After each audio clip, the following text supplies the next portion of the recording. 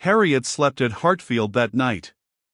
For some weeks past she had been spending more than half her time there, and gradually getting to have a bedroom appropriated to herself, and Emma judged it best in every respect, safest and kindest, to keep her with them as much as possible just at present. She was obliged to go the next morning for an hour or two to Mrs. Goddard's, but it was then to be settled that she should return to Hartfield, to make a regular visit of some days. While she was gone, Mr. Knightley called, and sat some time with Mr. Woodhouse and Emma, till Mr. Woodhouse, who had previously made up his mind to walk out, was persuaded by his daughter not to defer it, and was induced by the entreaties of both, though against the scruples of his own civility, to leave Mr. Knightley for that purpose. Mr. Knightley, who had nothing of ceremony about him, was offering by his short, decided answers an amusing contrast to the protracted apologies and civil hesitations of the other.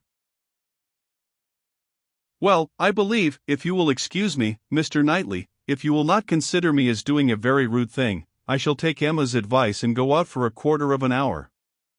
As the sun is out, I believe I had better take my 3 turns while I can. I treat you without ceremony, Mr. Knightley. We invalids think we are privileged people."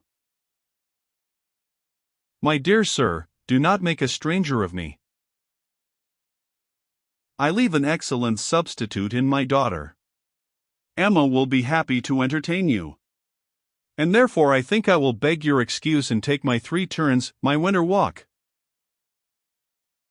"You cannot do better, sir." "I would ask for the pleasure of your company, Mr. Knightley, but I am a very slow walker, and my pace would be tedious to you, and, besides, you have another long walk before you, to Donwell Abbey."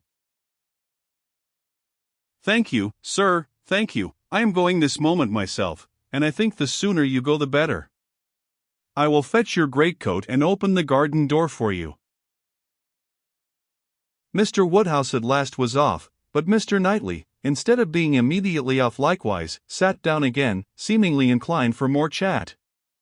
He began speaking of Harriet, and speaking of her with more voluntary praise than Emma had ever heard before.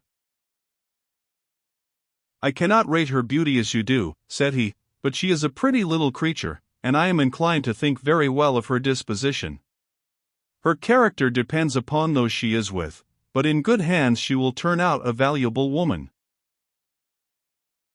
"I am glad you think so, and the good hands, I hope, may not be wanting." "Come," said he, "you are anxious for a compliment, so I will tell you that you have improved her. You have cured her of her schoolgirl's giggle. She really does you credit." "Thank you. I should be mortified indeed if I did not believe I had been of some use, but it is not everybody who will bestow praise where they may. You do not often overpower me with it." "You are expecting her again, you say, this morning?" "Almost every moment. She has been gone longer already than she intended. Something has happened to delay her, some visitors perhaps." "Highbury gossips, tiresome wretches." "Harriet may not consider everybody tiresome that you would." Emma knew this was too true for contradiction, and therefore said nothing. He presently added, with a smile, "I do not pretend to fix on times or places, but I must tell you that I have good reason to believe your little friend will soon hear of something to her advantage." "Indeed. How so? Of what sort?" "A very serious sort, I assure you," still smiling. "Very serious? I can think of but one thing: who is in love with her? Who makes you their confidant?" Emma was more than half in hopes of Mr. Elton's having dropped a hint.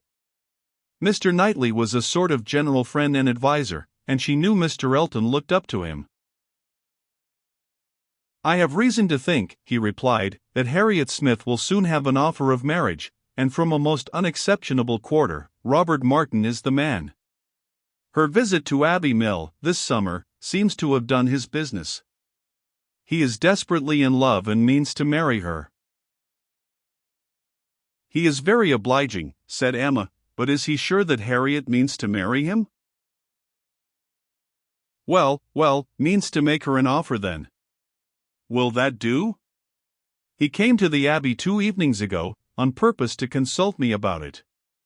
He knows I have a thorough regard for him and all his family, and, I believe, considers me as one of his best friends. He came to ask me whether I thought it would be imprudent in him to settle so early, whether I thought her too young, in short, whether I approved his choice altogether, having some apprehension perhaps of her being considered, especially since you're making so much of her, as in a line of society above him. I was very much pleased with all that he said. I never hear better sense from anyone than Robert Martin. He always speaks to the purpose, open, straightforward, and very well judging. He told me everything, his circumstances and plans, and what they all proposed doing in the event of his marriage. He is an excellent young man, both as son and brother. I had no hesitation in advising him to marry. He proved to me that he could afford it, and that being the case, I was convinced he could not do better. I praised the fair lady too, and altogether sent him away very happy. If he had never esteemed my opinion before, he would have thought highly of me then, and, I dare say, left the house thinking me the best friend and counselor man ever had. This happened the night before last. Now, as we may fairly suppose, he would not allow much time to pass before he spoke to the lady, and as he does not appear to have spoken yesterday, it is not unlikely that he should be at Mrs. Goddard's today, and she may be detained by a visitor, without thinking him at all a tiresome wretch. "Pray, Mr. Knightley," said Emma, who had been smiling to herself through a great part of this speech, "how do you know that Mr. Martin did not speak yesterday?" "Certainly," replied he, surprised, "I do not absolutely know it, but it may be inferred." "Was not she the whole day with you?" "Come," said she, "I will tell you something, in return for what you have told me. He did speak yesterday, that is, he wrote, and was refused." This was obliged to be repeated before it could be believed, and Mr. Knightley actually looked red with surprise and displeasure, as he stood up, in tall indignation, and said, "Then she is a greater simpleton than I ever believed her. What is the foolish girl about?" "Oh, to be sure," cried Emma, "it is always incomprehensible to a man that a woman should ever refuse an offer of marriage. A man always imagines a woman to be ready for anybody who asks her." "Nonsense! A man does not imagine any such thing. But what is the meaning of this? Harriet Smith refuse Robert Martin? Madness, if it is so, but I hope you are mistaken." I saw her answer, nothing could be clearer. "You saw her answer, you wrote her answer too. Emma, this is your doing. You persuaded her to refuse him. And if I did, which, however, I am far from allowing, I should not feel that I had done wrong. Mr. Martin is a very respectable young man, but I cannot admit him to be Harriet's equal, and am rather surprised indeed that he should have ventured to address her. By your account, he does seem to have had some scruples. It is a pity that they were ever got over." "Not Harriet's equal," exclaimed Mr. Knightley loudly and warmly, and with calmer asperity, added, a few moments afterwards, "No, he is not her equal indeed, for he is as much her superior in sense as in situation. Emma, your infatuation about that girl blinds you. What are Harriet Smith's claims, either of birth, nature or education, to any connection higher than Robert Martin? She is the natural daughter of nobody knows whom, with probably no settled provision at all, and certainly no respectable relations. She is known only as parlor boarder at a common school. She is not a sensible girl, nor a girl of any information. She has been taught nothing useful, and is too young and too simple to have acquired anything herself. At her age she can have no experience, and with her little wit, is not very likely ever to have any that can avail her. She is pretty, and she is good-tempered, and that is all. My only scruple in advising the match was on his account, as being beneath his deserts, and a bad connection for him. I felt that, as to fortune, in all probability he might do much better, and that as to a rational companion or a useful helpmate, he could not do worse. But I could not reason so to a man in love, and was willing to trust to there being no harm in her, to her having that sort of disposition, which, in good hands, like his, might be easily led aright and turn out very well. The advantage of the match I felt to be all on her side, and had not the smallest doubt, nor have I now, that there would be a general cry out upon her extreme good luck. Even your satisfaction I made sure of. It crossed my mind immediately that you would not regret your friend's leaving Highbury, for the sake of her being settled so well. I remember saying to myself, even Emma, with all her partiality for Harriet, will think this a good match. I cannot help wondering at your knowing so little of Emma as to say any such thing. What? Think a farmer, and with all his sense and all his merit, Mr. Martin is nothing more, a good match for my intimate friend. Not regret her leaving Highbury for the sake of marrying a man whom I could never admit as an acquaintance of my own. I wonder you should think it possible for me to have such feelings. I assure you mine are very different. I must think your statement by no means fair. You are not just to Harriet's claims. They would be estimated very differently by others as well as myself. Mr. Martin may be the richest of the two, but he is undoubtedly her inferior as to rank in society. The sphere in which she moves is much above his. It would be a degradation. A degradation to illegitimacy and ignorance, to be married to a respectable, intelligent gentleman farmer. As to the circumstances of her birth, though in a legal sense she may be called nobody, it will not hold in common sense.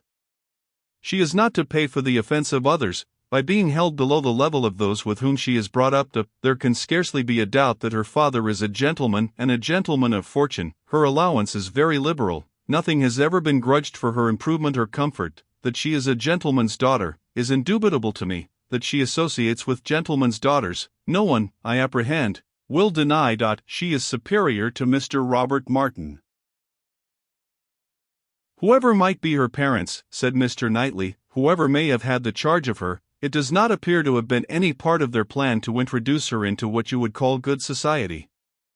After receiving a very indifferent education, she is left in Mrs. Goddard's hands to shift as she can, to move, in short, in Mrs. Goddard's line, to have Mrs. Goddard's acquaintance. Her friends evidently thought this good enough for her, and it was good enough. She desired nothing better herself. Till you chose to turn her into a friend, her mind had no distaste for her own set, nor any ambition beyond it. She was as happy as possible with the Martins in the summer. She had no sense of superiority then. If she has it now, you have given it. You have been no friend to Harriet Smith, Emma. Robert Martin would never have proceeded so far, if he had not felt persuaded of her not being disinclined to him. I know him well. He has too much real feeling to address any woman on the haphazard of selfish passion. And as to conceit, he is the farthest from it of any man I know. Depend upon it, he had encouragement. It was most convenient to Emma not to make a direct reply to this assertion. She chose rather to take up her own line of the subject again. You are a very warm friend to Mr. Martin, but, as I said before, are unjust to Harriet. Harriet's claims to marry well are not so contemptible as you represent them. She is not a clever girl, but she has better sense than you are aware of, and does not deserve to have her understanding spoken of so slightingly. Waiving that point, however, and supposing her to be, as you describe her, only pretty and good-natured, let me tell you, that in the degree she possesses them, they are not trivial recommendations to the world in general, for she is, in fact, a beautiful girl, and must be thought so by 99 people out of 100, until it appears that men are much more philosophic on the subject of beauty than they are generally supposed, till they do fall in love with well-informed minds instead of handsome faces. A girl, with such loveliness as Harriet, has a certainty of being admired and sought after, of having the power of choosing from among many, consequently a claim to be nice. Her good nature, too, is not so very slight a claim, comprehending, as it does, real, thorough sweetness of temper and manner, a very humble opinion of herself, and a great readiness to be pleased with other people. I am very much mistaken if your sex in general would not think such beauty, and such temper, the highest claims a woman could possess. Upon my word, Emma, to hear you abusing the reason you have, is almost enough to make me think so too. Better be without sense, than misapply it as you do. To be sure, cried she playfully. I know that is the feeling of you all. I know that such a girl as Harriet is exactly what every man delights in, what at once bewitches his senses and satisfies his judgment. Oh! Harriet may pick and choose. Were you, yourself, ever to marry, she is the very woman for you. And is she, at 17, just entering into life, just beginning to be known, to be wondered at because she does not accept the first offers she receives? No, pray let her have time to look about her. I have always thought it a very foolish intimacy, said Mr. Knightley presently, though I have kept my thoughts to myself, but I now perceive that it will be a very unfortunate one for Harriet. You will puff her up with such ideas of her own beauty, and of what she has a claim to, that, in a little while, nobody within her reach will be good enough for her. Vanity working on a weak head produces every sort of mischief. Nothing so easy as for a young lady to raise her expectations too high. Miss Harriet Smith may not find offers of marriage flow in so fast, though she is a very pretty girl. Men of sense, whatever you may choose to say, do not want silly wives. Men of family would not be very fond of connecting themselves with a girl of such obscurity, and most prudent men would be afraid of the inconvenience and disgrace they might be involved in, when the mystery of her parentage came to be revealed. Let her marry Robert Martin, and she is safe, respectable, and happy forever. But if you encourage her to expect to marry greatly, and teach her to be satisfied with nothing less than a man of consequence and large fortune, she may be a parlor boarder at Mrs. Goddard's all the rest of her life, or, at least, for Harriet Smith is a girl who will marry somebody or other, till she grow desperate, and is glad to catch at the old writing-master's son. We think so very differently on this point, Mr. Knightley, that there can be no use in canvassing it. We shall only be making each other more angry. But as to my letting her marry Robert Martin, it is impossible. She has refused him, and so decidedly, I think, as must prevent any second application. She must abide by the evil of having refused him, whatever it may be, and as to the refusal itself, I will not pretend to say that I might not influence her a little, but I assure you there was very little for me or for anybody to do. His appearance is so much against him, and his manners so bad, that if she ever were disposed to favor him, she is not now. I can imagine, that before she had seen any body superior, she might tolerate him. He was the brother of her friends, and he took pains to please her, and altogether, having seen nobody better, that must have been his great assistant, she might not, while she was at Abbey Mill, find him disagreeable. But the case is altered now. She knows now what gentlemen are, and nothing but a gentleman in education and manner has any chance with Harriet. Nonsense, arrant nonsense, as ever was talked, cried Mr. Knightley. Robert Martin's manners have sense, sincerity, and good humor to recommend them, and his mind has more true gentility than Harriet Smith could understand. Emma made no answer, and tried to look cheerfully unconcerned, but was really feeling uncomfortable and wanting him very much to be gone. She did not repent what she had done. She still thought herself a better judge of such a point of female right and refinement than he could be, but yet she had a sort of habitual respect for his judgment in general, which made her dislike having it so loudly against her, and to have him sitting just opposite to her in angry state, was very disagreeable. Some minutes passed in this unpleasant silence, with only one attempt on Emma's side to talk of the weather, but he made no answer. He was thinking. The result of his thoughts appeared at last in these words. Robert Martin has no great loss if he can but think so, and I hope it will not be long before he does. Your views for Harriet are best known to yourself, but as you make no secret of your love of matchmaking, it is fair to suppose that views, and plans, and projects you have, and as a friend I shall just hint to you that if Elton is the man, I think it will be all labor in vain. Emma laughed and disclaimed. He continued. Depend upon it, Elton will not do. Elton is a very good sort of man, and a very respectable vicar of Highbury, but not at all likely to make an imprudent match. He knows the value of a good income as well as anybody. Elton may talk sentimentally, but he will act rationally. He is as well acquainted with his own claims as you can be with Harriet's. He knows that he is a very handsome young man, and a great favorite wherever he goes, and from his general way of talking in unreserved moments, when there are only men present, I am convinced that he does not mean to throw himself away. I have heard him speak with great animation of a large family of young ladies that his sisters are intimate with, who have all £20,000 apiece. I am very much obliged to you, said Emma, laughing again. If I had set my heart on Mr. Elton's marrying Harriet, it would have been very kind to open my eyes, but at present I only want to keep Harriet to myself. I have done with matchmaking indeed. I could never hope to equal my own doings at Randall's. I shall leave off while I am well.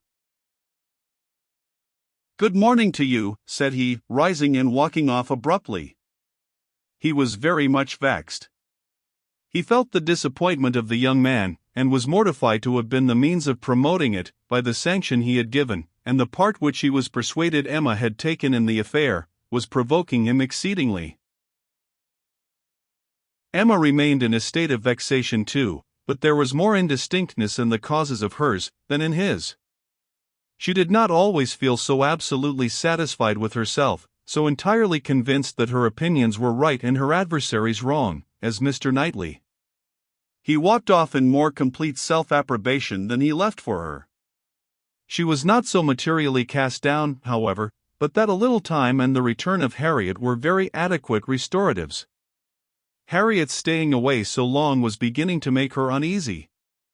The possibility of the young man's coming to Mrs. Goddard's that morning, and meeting with Harriet and pleading his own cause, gave alarming ideas. The dread of such a failure after all became the prominent uneasiness, and when Harriet appeared, and in very good spirits, and without having any such reason to give for her long absence, she felt a satisfaction which settled her with her own mind, and convinced her, that let Mr. Knightley think or say what he would, she had done nothing which woman's friendship and woman's feelings would not justify. He had frightened her a little about Mr. Elton, but when she considered that Mr. Knightley could not have observed him as she had done, neither with the interest, nor, she must be allowed to tell herself, in spite of Mr. Knightley's pretensions, with the skill of such an observer on such a question as herself, that he had spoken it hastily and in anger, she was able to believe that he had rather said what he wished resentfully to be true, than what he knew anything about. He certainly might have heard Mr. Elton speak with more unreserve than she had ever done, and Mr. Elton might not be of an imprudent, inconsiderate disposition as to money matters, he might naturally be rather attentive than otherwise to them, but then, Mr. Knightley did not make due allowance for the influence of a strong passion at war with all interested motives. Mr. Knightley saw no such passion, and of course thought nothing of its effects, but she saw too much of it to feel a doubt of its overcoming any hesitations that a reasonable prudence might originally suggest, and more than a reasonable, becoming degree of prudence, she was very sure did not belong to Mr. Elton. Harriet's cheerful look and manner established hers. She came back, not to think of Mr. Martin, but to talk of Mr. Elton. Miss Nash had been telling her something, which she repeated immediately with great delight. Mr. Perry had been to Mrs. Goddard's to attend a sick child, and Miss Nash had seen him, and he had told Miss Nash that as he was coming back yesterday from Clayton Park, he had met Mr. Elton, and found to his great surprise that Mr. Elton was actually on his road to London, and not meaning to return till the morrow, though it was the whist club night, which he had been never known to miss before, and Mr. Perry had remonstrated with him about it, and told him how shabby it was in him, their best player, to absent himself, and tried very much to persuade him to put off his journey only one day, but it would not do. Mr. Elton had been determined to go on, and had said in a very particular way indeed, that he was going on business which he would not put off for any inducement in the world, and something about a very enviable commission, and being the bearer of something exceedingly precious. Mr. Perry could not quite understand him, but he was very sure there must be a lady in the case, and he told him so, and Mr. Elton only looked very conscious and smiling, and rode off in great spirits. Miss Nash had told her all this, and had talked a great deal more about Mr. Elton, and said, looking so very significantly at her, that she did not pretend to understand what his business might be, but she only knew that any woman whom Mr. Elton could prefer, she should think the luckiest woman in the world, for, beyond a doubt, Mr. Elton had not his equal for beauty or agreeableness.